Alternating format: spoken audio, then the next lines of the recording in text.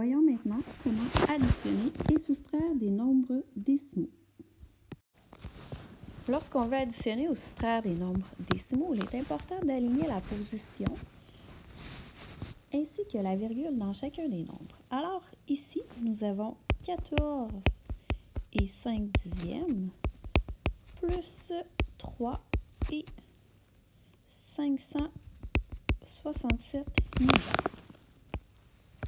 Puisque nous n'avons pas le même nombre de chiffres après la virgule dans chacun des nombres, on peut ajouter des zéros afin de rectifier la situation.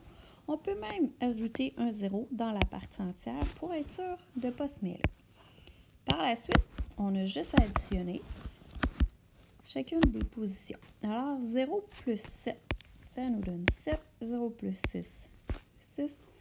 5 plus 5, 10. Je déplace ma retenue.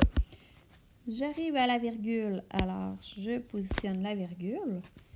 Alors, 1 plus 4, 5 plus 3, qui nous donne 8. Et 1 plus 0, ça nous donne 1. On obtient donc 18 et 67 millions. Deuxième exemple, une soustraction. On veut soustraire 29 et 86 centièmes de 31 et 2 dixièmes.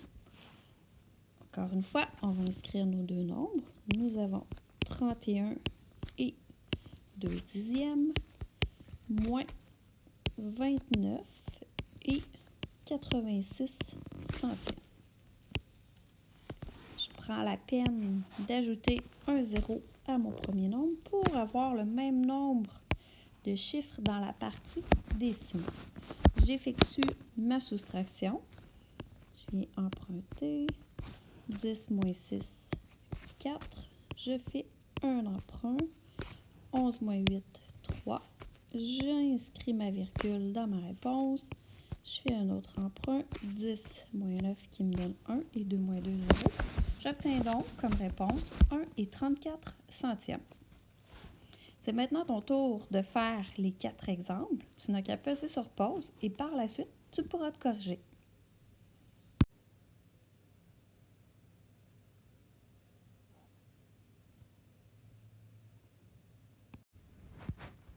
Voyons maintenant comment additionner ou soustraire des nombres décimaux, mais qui n'ont pas le même signe. Alors, au premier exemple, nous avons 5 et 3 centièmes plus moins 10 et 4 centièmes. Si on se reporte à notre petit schéma, nous avons une addition. Alors, dans l'addition, on doit aller voir dans quel cas nous sommes. Est-ce que nous sommes dans le cas de deux nombres positifs, de deux nombres négatifs ou, troisième cas, d'un nombre positif et d'un nombre négatif? On se rend compte que nous avons un nombre positif et un nombre négatif. Alors, on doit se questionner à savoir quel est le nombre le plus éloigné de 0.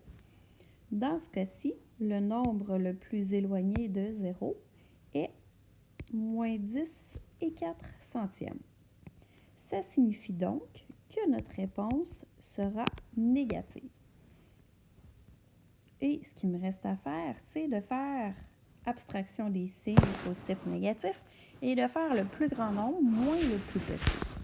Alors, on va effectuer 10 et 4 centièmes moins 5 et 3 centièmes. On peut ajouter un petit zéro dans la partie entière, si c'est plus facile. Et on effectue notre soustraction. 4 moins 3, 1. 0 moins 0, 0. On descend la virgule. On vient faire un emprunt.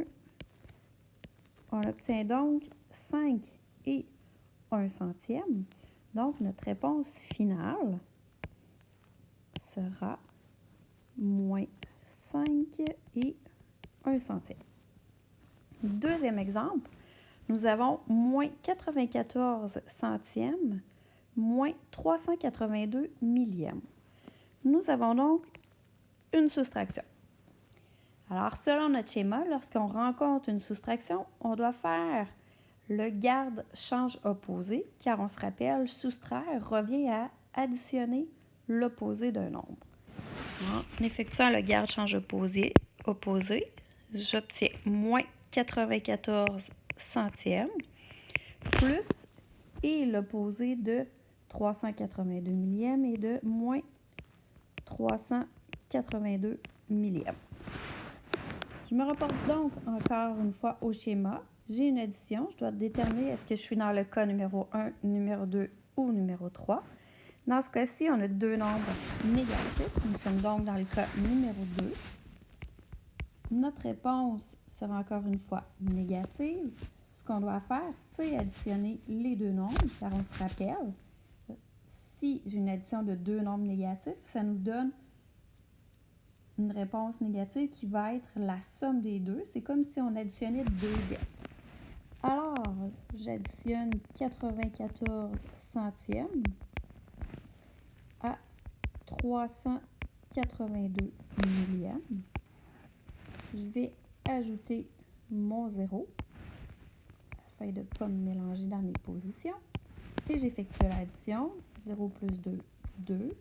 4 plus 8, 12, je mets ma retenue.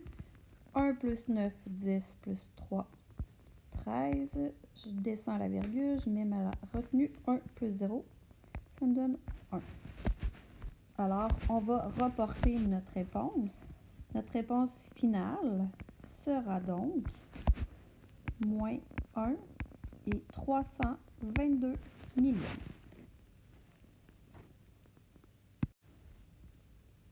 C'est maintenant ton tour de faire les exercices suivants. Tu n'as qu'à peser sur pause, effectue les exercices et tu pourras te corriger par la suite.